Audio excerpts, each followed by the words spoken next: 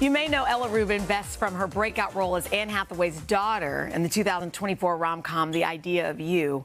But now she's stepping into the role of leading lady in the Prime Video series Sterling Point. She plays Annie, a young woman who is reunited with her long-lost sister. They bond over missing their mom and their newfound relationship. Take a look. God, I wish our little kid selves got to hang out. Yeah. Right? I do too. I wish we could have like fought each other, be so mad at each other 1 second and then like over something stupid and then just like not care a second later. Yeah, and rat each other out for stuff. I would never rat. Please. Okay, yeah, I would have been the worst kind of tattletale. Yeah. It's gonna sound weird, but I feel like now that I know you, I miss her more. Yeah. Yeah. Yeah, I almost felt like I never really had the right to be sad about it because I didn't even have her to begin with. So good. Hi. Thanks. Hi. Okay, so congratulations on being a leading lady. Thank But before you. we talk about Sterling Point, we thought this was kind of interesting. So tell us, when you first started auditioning to act, was it that you were going to support a friend at one point? Yes. When was that? Yes. Hey, Mia. Shout out to Mia. Oh, hi, Mia. That's my best friend from like 3rd grade. We were enemies in kindergarten, best friends in 3rd grade. And then how it works. yeah, always. And then she begged me to do this kind of like after school musical theater like class with her. And I was like not super into it. And then luckily I agreed just so I could hang out with her more. And we ended up doing Seussical The Musical.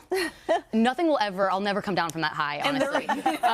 And then an agent was at the show, miraculously. And The rest is history. I was 11 and it kind of started there. Wow. Yeah, Thanks, and I did Mia. a meningitis. Yeah. Mia, And thank Mia you. wasn't into it, right? Like Mia hated it immediately. How funny is that? Good thing, because that would have been weird. Oh, yeah, I mean, honestly, she's like the most brilliant, perfect person in the world. And we were sitting next to each other, and the theater director was like, kind of yelling at us, and I was like, this is so awesome. And I look over, and she just has like tears streaming down her face, like, I don't want to do. And so it was kind of a beautiful situation, yeah. So Sheinelle and I sat down and we're just so weird because we start staring at you and we're like, it makes so much sense that you played Anne Hathaway's daughter. Oh. And I mean, the resemblance is uncanny seeing you in person, but she also gave you some good advice on the set of the movie. Well, that is my favorite compliment ever, the best comparison, most flattering comparison to get. And she's also the greatest person. And yeah, on set, it was kind of like one of the first times that I'd had that much responsibility in a role, and like I'd never really done anything like that. And she was really wonderful, just in general wonderful with me, but also like really encouraged me to apologize less unnecessarily. And I kind of, this person who's my hero telling me like this is not only harmful to you personally, but also to your work and the people around you. And when you're a leader on a set, you don't want other women especially to feel like that's something that they have to do. And so I really took that with me, from someone I trust and respect so much. So that's great. yeah, a lot of things everything she told me, I try to remember. I feel like we could all use that advice. I know, quite I'm like, frankly. oh, sorry. I'll bump into somebody and I go, oh, sorry. No, yeah, sorry. do. Someone walked into my hotel room this morning and I went, sorry. And I was just like, that's so Yeah, crazy. we gotta So I guess I rewire. haven't really learned it. It takes a little Work time. in progress. Take a second. Yeah. All right, so misleading lady, let's talk about Sterling Point. Tell people what they can expect.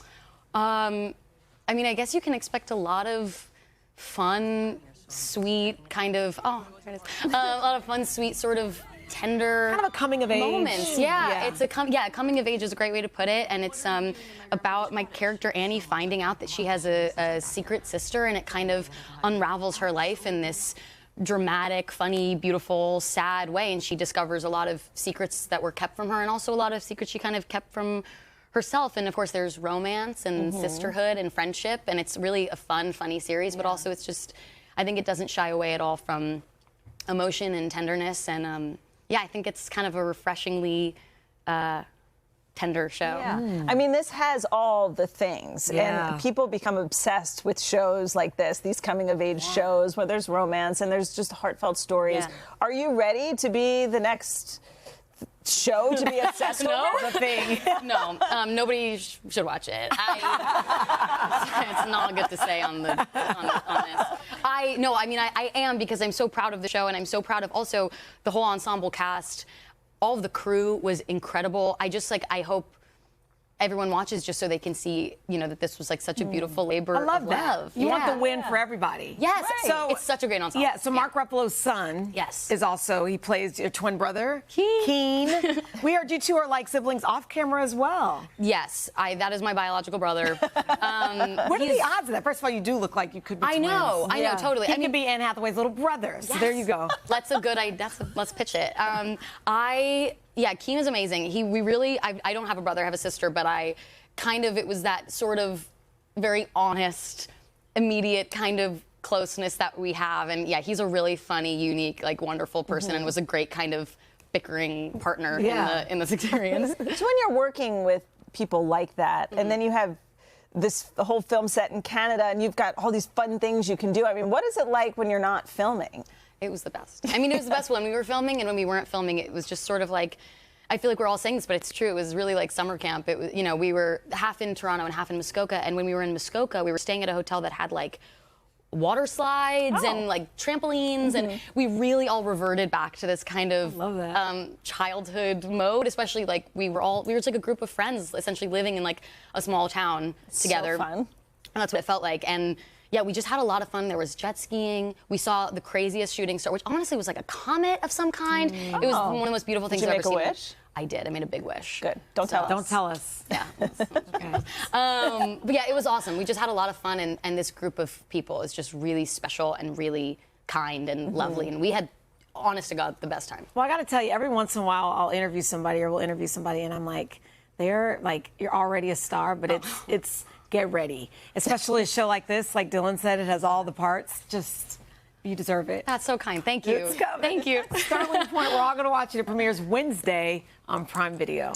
You guys, thanks for watching. I know. Come join us for all the fun every weekday on NBC. Yeah, and don't forget to take us along when you're on the go. Follow the Today with Jenna and Sheinelle podcast on Apple Podcasts, Spotify, or wherever you listen.